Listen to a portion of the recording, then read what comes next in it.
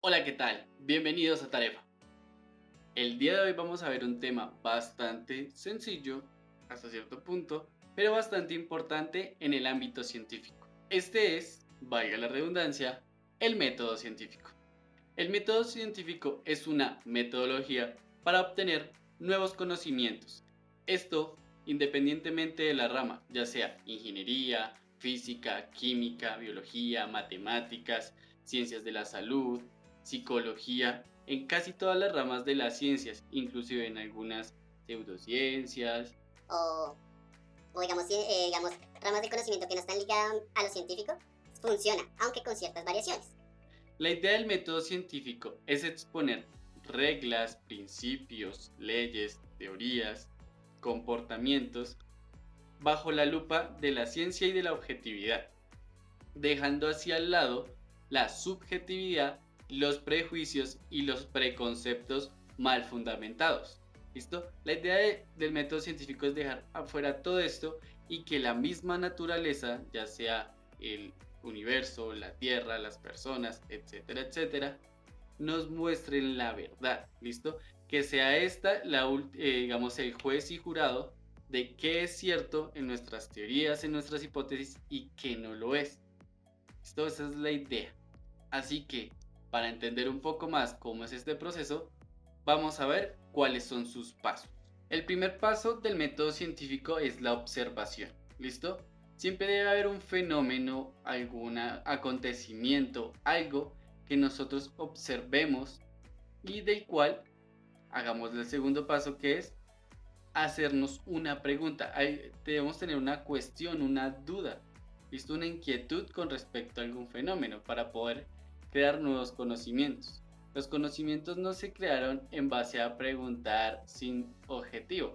De hecho, nuestra naturaleza curiosa en general es lo que ha hecho que el conocimiento avance y crezca a medida que nos hemos hecho preguntas con respecto a las cosas que vemos y observamos en la naturaleza. El segundo paso, como dije, es hacernos una pregunta. ¿Listo? La idea es que, aunque el fenómeno puede ser complejo o sencillo, siempre debemos hacernos una pregunta con respecto a este. En general, y lo más apropiado es que esa pregunta sea bastante puntual. ¿Listo? Con respecto a alguna característica del fenómeno o varias, inclusive el fenómeno en general, pero la idea es que sea más puntual, entre más puntual es más fácil de trabajar. Luego de esto sigue la investigación y en este caso vamos a tener un cierto detalle. Si tú estás observando, te interesó o tienes la curiosidad con respecto a un tema que no se maneja o tu equipo de trabajo, porque no necesariamente el método se usa solo, ¿listo? De hecho es lo menos común. Se debe hacer una investigación, ya sea una gran investigación si no conoces para nada el tema o una pequeña investigación si simplemente necesitas un pequeño background, una pequeña recopilación, si ya eres un experto en el tema o eres alguien que ha estudiado la rama, etcétera, etcétera. Pero siempre debe haber una investigación, siempre. Ya luego de tener todo esto, podemos pasar a construir una hipótesis. ¿Qué es una hipótesis? Una hipótesis es una respuesta, es una explicación que puede responder a la pregunta que nos hicimos con respecto a lo que observamos. ¿Listo? Es una explicación, básicamente. Ahora, esta explicación puede venir de diferentes maneras. Puede ser como una ley física, un axioma, una teoría. ¿Listo? Puede venir también como un sistema o una respuesta puntual, etcétera, etcétera. ¿Listo? La idea es tener una hipótesis, una explicación con respecto a lo que observamos y que sea una explicación que creamos hasta cierto punto o hasta donde sabemos que pueda responder esa pregunta. ¿Listo? Para sacar o construir esta hipótesis hay varios métodos. Se puede hacer por deducción, que básicamente es que la conclusión o esta hipótesis se infiere a través de las premisas que vemos al observar. Por ejemplo, si tenemos mucho calor, decimos, eh, esto es debido a que la habitación no está ventilada o que la época estamos en verano en esta época o cosas por el estilo. Listo, es una hipótesis, una explicación al por qué. está sucediendo algo. ¿Listo? Que la pregunta sería el por qué sucede. ¿Listo? Ahí es un ejemplo súper sencillito, súper básico. Obviamente en investigaciones ya más precisas, las preguntas son mucho mejores, mucho más precisas, pero la idea es que tengan un ejemplo. La inducción es el apoyarse de premisas para llegar a una conclusión, pero estas premisas no garantizan la conclusión o la hipótesis. Es decir, supongamos que tú vives en la selva, ¿sí? Y en ese lado, exactamente donde estás, solo hay gatos negros. Entonces, tu hipótesis es, o tu afirmación es, todos los gatos son negros. Lo que realmente debería decir es, hasta donde sabemos, todos los gatos son negros. Porque puede parecer más adelante que encuentres un gato blanco o de colores o manchado. ¿Listo? Es decir, que con lo que tenemos hacemos una hipótesis, pero que esa hipótesis y de esas premisas que sacamos no lo garantiza del todo. Es, por ejemplo, nosotros creemos que el universo es infinito. Estoy acá dando un ejemplo. ¿Listo? Pero aún no tenemos garantía de ello. ¿Listo? Puede que sí, según lo que tenemos se podría decir, pero puede llegar una premisa más que nos cambie toda la perspectiva. También se puede sacar por abducción, que es según lo que ves, ¿sí? En un fenómeno, lo que pasa, tú buscas una explicación a eso. ¿Listo? Y das las posibles razones y la idea es que encaje.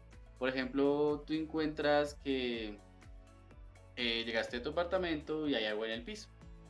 Entonces, si tener que ir a revisar, abduces que tal vez dejaste la llave abierta, la nevera quedó abierta y se descongeló, hubo algún problema con el sistema de acueducto en tu apartamento, etcétera, etcétera. Tú abduces qué sucedió. Y lo último para sacar hipótesis es predecir. Esto es lo que se hacía antiguamente y sobre todo en el campo de la física es donde nada más lo tengo presente. ¿Qué es? Se tiene una teoría establecida, por ejemplo, las leyes de Newton. Funcionó perfecto durante miles de años.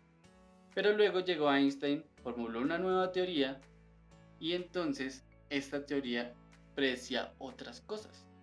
¿Listo? Entonces, primero hay un pequeño paréntesis, la teoría primero tiene que ser probada para que funcione con lo que ya sabemos porque la naturaleza ha confirmado que es así. Si funciona, esta teoría es más potente. Y ya lo que predice son cosas, por ejemplo, las ondas gravitacionales las predijo la teoría de la relatividad, pero hasta hace poco, realmente poco se comprobaron que sí, pero fue una predicción de hace muchos años. ¿Listo? Entonces, esa es otra forma de construir hipótesis. Luego de tener una hipótesis, lo que se hace es probar la hipótesis. Acá es donde normalmente nosotros hablamos de experimentar, pero no necesariamente siempre tiene que ser experimentar. ¿Listo? En la gran mayoría de casos, sí. Pero, por ejemplo, en campos como matemáticas, física teórica, química y muchos más, no es necesario experimentar, no es necesario coger la naturaleza y trabajar con ella para comprobar algo. Ahora, siempre la naturaleza va a ser la mediadora, pero no, digamos, no inicialmente. Por ejemplo, en física teórica primero se prueba que la teoría funcione y esté de acuerdo con los problemas que ya se resolvieron, que ya se les dieron una explicación, para saber que está en buen camino. Esto ahí ya como un testeo. Ya luego se comienza a comprobar con experimentos y otras cosas a medida que nosotros podamos hacer los experimentos, ¿listo? Ya que no todo se puede hacer. Ahora, acá entra una parte, una característica muy importante de las hipótesis, de las teorías que hay, y es que estas sean falseables. ¿Qué sucede? Las teorías, al ser falseables, significa que no son absolutas. Visto que cuando hay una teoría no significa que ésta sea totalmente definitiva. Simplemente significa que vamos por el camino de encontrar una que nos sirva casi perfectamente, pero siempre va a tener algún fallo o posteriormente puede llegar una mejor, como el caso de las leyes de Newton. Cuando llegó las leyes de la relatividad, la teoría de la relatividad desmontó muchas cosas, listo, desmintió muchas cosas, aunque no significa que las leyes de Newton estuvieran mal, sino que hasta cierto punto funcionaba, listo. Por otro lado, la reproducibilidad en la parte experimental y en la parte de testeos. ¿Por qué? ¿Qué sucede? La idea es que todo experimento se pueda repetir y se pueda reproducir en otros lugares, ya que la idea no es ni tener prejuicios, ni tener suposiciones, ni tener fe ciega, ¿listo? Si tal científico hizo el experimento, que no lo vimos, y dice que esto sucede así por esto y esto y esto, entonces yo le creo. No. La idea es que se pueda reproducir y se pueda llegar a los mismos resultados de una manera honesta, ¿sí? Sin tener que maquillar resultados ni nada, y ver que sí, efectivamente la teoría está bien. O por otro lado, si se hace y no se llega a los mismos resultados y si se hizo todo minuciosamente, decir, bueno, acá hay algo que no cuadra y de ahí se genera más conocimiento y más investigación.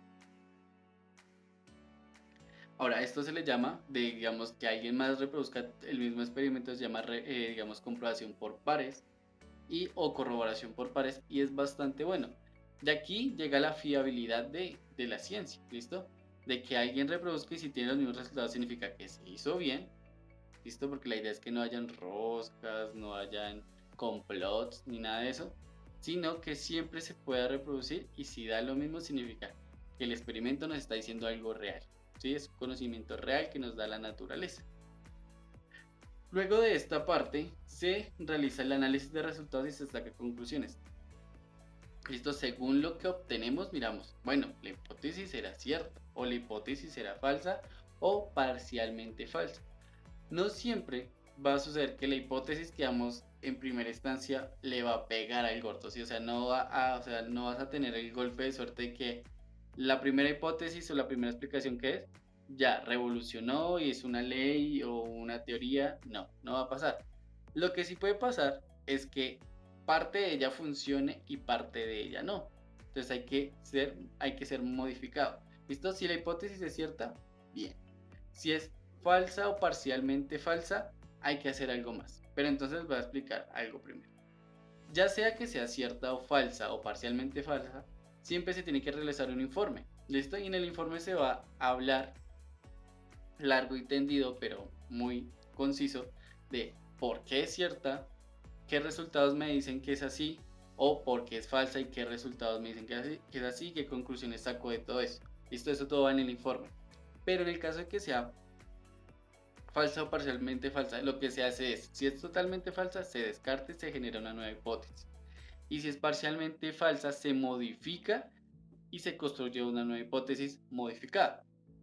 Y se repite el ciclo. Nos vamos otra vez a la parte de construcción de hipótesis, se vuelve a probar, se vuelve a experimentar y se sacan nuevos resultados y así se va generando más conocimiento, ya que el conocimiento no es solo lo que nos dio bien, sino también lo que nos dio mal, que nos encamina a buscar por otras vías para encontrar el conocimiento verdadero o el conocimiento, digamos, tangible, real, que nos dice la naturaleza que es.